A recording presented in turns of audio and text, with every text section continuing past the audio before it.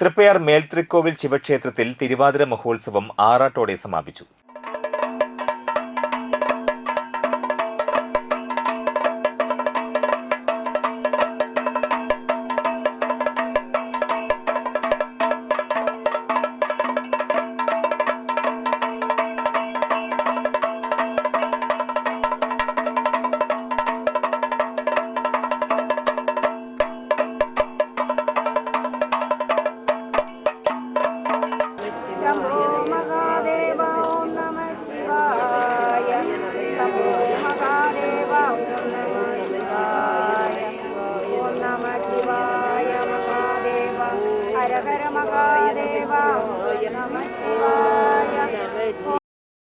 വ്യാഴാഴ്ച രാവിലെ നിർമ്മാല്യ ദർശനം, മഹാഗണപതി ഹവനം, ഉഷപൂജ എന്നിവ നടന്നു.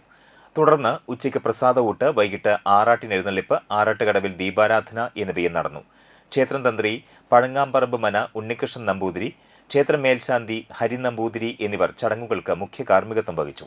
തുടർന്ന് വർണ്ണമഴ ചെറുശ്ശേരി ശ്രീകുമാറിന്റെ നേതൃത്വത്തിൽ പഞ്ചവാദ്യത്തിന്റെ അകമ്പടിയോടെ തിരിച്ചെഴുന്നള്ളിപ്പ് നടന്നു. തുടർന്ന് കൊടിക്കൽപ്പറ, അത്താഴപൂജ, ആറാട്ടുബലി, കൊടിയിറക്കൽ, കൊടിക്കൽപ്പറ എന്നീ ചടങ്ങുകളോടെ തിരുവാതിര മഹോത്സവത്തിന് സമാപനമായി.